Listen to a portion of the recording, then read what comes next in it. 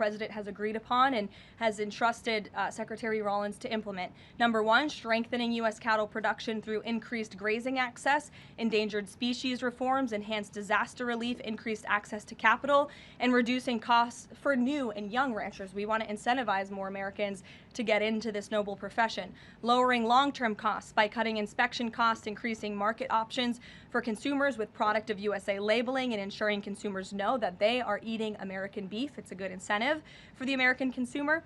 And lastly, growing the domestic herd while boosting long-term demand to reduce prices for consumers while growing the markets for our ranchers. So President hears them. He has to address both of these problems for the ranchers, but also for the American consumer. He promised to lower costs, and that's what he's committed to doing. Karoline, thank you. Two questions not on the ballroom.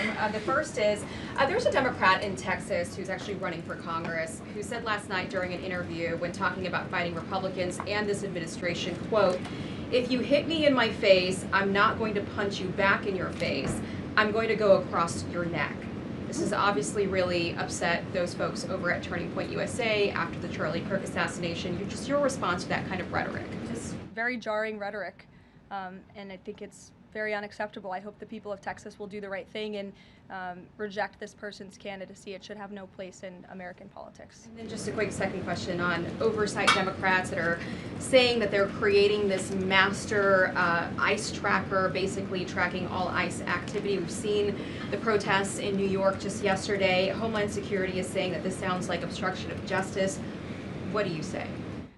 Again, this is actively putting the lives of our ICE agents at risk. We've seen media outlets, in fact, in this room, also write stories about ICE tracker apps that Democrats and other left-wing activists have created to track the location of ICE agents on the ground in our communities. Again, I've said this repeatedly and I will continue to say it. The men and women of ICE are outstanding people. I wish a Democrat on Capitol Hill would actually have the courage or the guts to stand up to their party and sit down with some of these men and women who are doing this incredibly difficult job of enforcing our federal immigration laws. They are, again, simply trying to enforce the law and do their jobs. And if Democrats spent a little bit more time understanding that and also focusing on the people who they are trying to get out of our country every single day. As I spoke about earlier, 3 innocent people in California are dead because an illegal alien who Democrats let into this country was wrongfully issued a trucker's driving license and clearly was not fit for the job because he was driving intoxicated and killed 3 innocent people. Democrats should focus a little bit more on that. Stop trying to fight this president and this administration on every turn and restore law and order. That's all that we and these brave men and women of ICE are trying to do. Mary. Thanks, Karoline. I have 2 questions, one on San Francisco and one on the No Kings protesters. On San Francisco, the president said that he had a call with the mayor and he was planning on surging there, but now because the mayor really wants to fix it up himself, they're going to do that. Is this what Trump hopes happens in pretty much every city? The president hopes, and I've said this so many times, and I think the president's conversation with the San Francisco mayor last night and his statement today prove the president is willing to work with anyone across the aisle, across the country, to do the right thing and clean up America's cities. He is genuinely interested in this effort to make our streets safer, to make our cities safe and clean again. And he heard from the mayor last night who told him that he is going to earnestly try to make his city better on his own. The president heard him out. He said, okay, I'll give you a chance. We'll be watching, and if you need us, we are here. And if I feel as though you continue to fail your citizens, the federal government may have to step in. But we'll continue to watch San Francisco, and that law enforcement operation has now been paused. Thank you. And then on the No Kings protesters, I saw videos of people explicitly calling for violence against Stephen Miller, against the president, shirts saying we don't have enough assassins, calling for more political violence. Does the president want to see arrests here, and are we going to see arrests of these types of explicit calls to violence? I would think myself, the president, and everyone here at the White House certainly hopes that anyone who is making violent and illegal threats in that way against public officials will be arrested and prosecuted. Sure. Thank you. 2 questions. Would the president support the Senate ending the legislative filibuster to end the shutdown? This is something I haven't heard the president talk about much, so I don't want to speak on him for it. I'll let him answer that question himself. And do you have an update on the NASA administrator nominee? Do you plan to nominate anyone soon? Or does the president nominate anyone soon? Sorry. I'll leave that to the president himself. He'll make a decision in due time, and when he does, you will hear directly from him, as you always do. Back, we'll give our friends in the back a chance. Yes. As you mentioned at the top of the briefing, USDA has warned that it will run out of funds to pay full SNAP benefits next month if the shutdown continues. Senator Hawley is floating a bill that would ensure SNAP benefits are continued to pay during the shutdown. Would the president support such a move? And you also announced that the administration was using tariff revenue to keep WIC going during the shutdown. How long will that last? And is anything similar being considered for SNAP?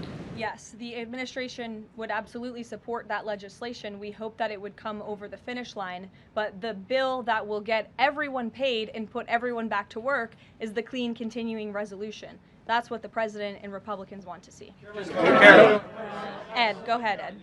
Thanks, Caroline. On the Russian sanctions again, how much pressure do you think this sanctioning these two Russian companies actually puts on President Putin? Because the last administration sanctioned two other oil companies. So how much economic pressure is this really? A lot. If you read the sanctions and look at them, they're pretty hefty. And I saw some international news out of China this morning that they're scaling back oil purchases from Russia. We know India has done the same at the request of the president. The president has also pushed European countries, our allies, to please stop their purchases of Russian oil as well. So it's full court press for sure, and we expect that these sanctions are going to do harm, as the Secretary of Treasury said yesterday. Could there be more? Is this just the first step, or could there be more sanctions? I'll leave that to the president to decide. Sure.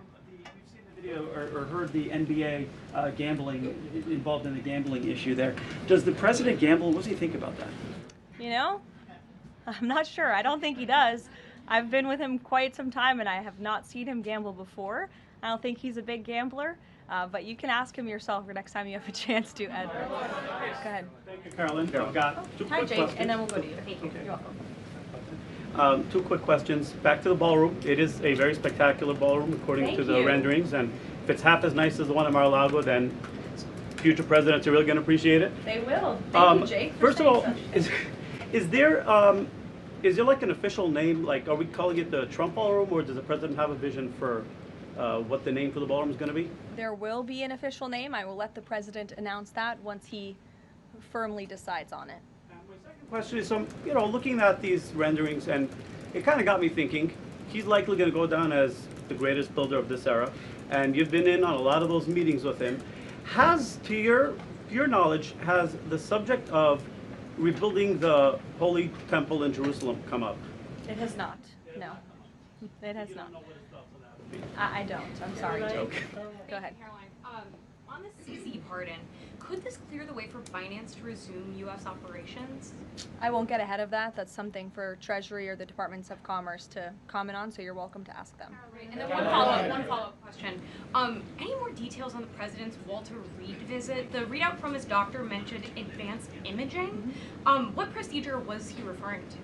Advanced imaging is something that presidents receive and people receive when they go to the doctor, and so we provide a detailed readout of that physical, and I would encourage you back to that. Presidents and I don't know the exact imaging that took place, but as the physician's note said, the president is in incredibly good shape, and I think that's evidenced here every single day. Danny. Caroline. Back to the ballroom, I'm afraid.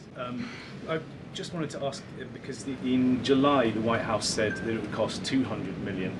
Yesterday the president said $300 million. Is $300 million now the operative figure, and why did it go up by so much? $300 million is the figure, and again, it's not going to cost the taxpayers a dime. So we look forward to this project continuing, and we will continue to keep everyone apprised on it. Perhaps the president will even bring you all out to see it one day at the appropriate time. You're also going to hear from the president directly in about an hour. He's hosting an event with the Homeland Security Task Force. This was a newly created federal task force that the president and his law enforcement team have put together. I would encourage you all to tune in to the remarks. They have really done a tremendous job at refocusing how federal law enforcement and local law enforcement work together. There will be some local sheriffs and law enforcement officials in attendance as well, and they'll be talking about the success and the many arrests they have made of drug traffickers and cartel members all across the country by just simply working together. So we will see you at the event. Thank you.